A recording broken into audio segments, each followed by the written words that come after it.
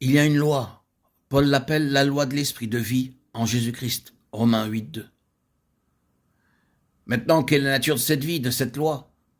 La loi de la vie signifie que c'est la spiritualité qui est la norme première et finale de Dieu. C'est par cette loi, et non par une autre norme, que Dieu juge une chose. Il juge entièrement par la spiritualité. C'est une chose très profonde. Vous pouvez avoir tout le cadre de la vérité et cependant être encore dans l'absence totale de spiritualité. Tout avoir et peut-être avec une belle, magistrale et astucieuse présentation des choses, mais sans consistance. J'ai entendu une présentation parfaite et magistrale de la lettre aux Éphésiens, mais si vous êtes spirituel, cela vous laisse froid et sans vie. Pourquoi? Parce que nous pouvons charnellement présenter les choses divines par la seule habileté de notre propre cerveau et des ressources de notre âme. Nous pouvons décrire les choses divines et en être la source. Par la force du cerveau, la force de la volonté et la force des émotions. Cela peut sembler être, durant un certain temps, un merveilleux exposé de l'écriture. Mais après tout, qu'est-ce qu'il a produit? Cela peut être simplement charnel. Le plus grand danger qu'un homme ait connu, c'est que les choses divines soient maniées charnellement. La spiritualité est la norme de Dieu.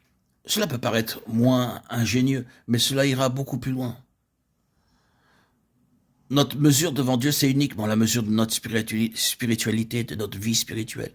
Ce qui nous caractérise est déterminé par notre vie spirituelle et par rien d'autre. Et qu'est-ce que la spiritualité? Bien, Dieu est esprit. C'est donc seulement ce que le Seigneur est, et c'est tout.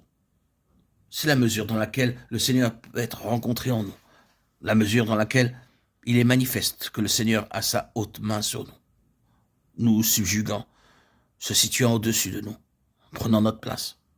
Or, c'est éprouvant. Nous échouons tous là. Nous échouons souvent terriblement. Je ne dis pas que nous ne devrions jamais échouer. Ce serait trop vous décourager. Mais je dis que si nous croissons spirituellement, les mêmes anciens travers ne devraient pas être tout aussi dominants maintenant qu'ils l'étaient jadis. Nous ne devrions pas échouer maintenant de la même manière qu'autrefois. Le Seigneur a plus de place en nous. Et c'est cela la spiritualité.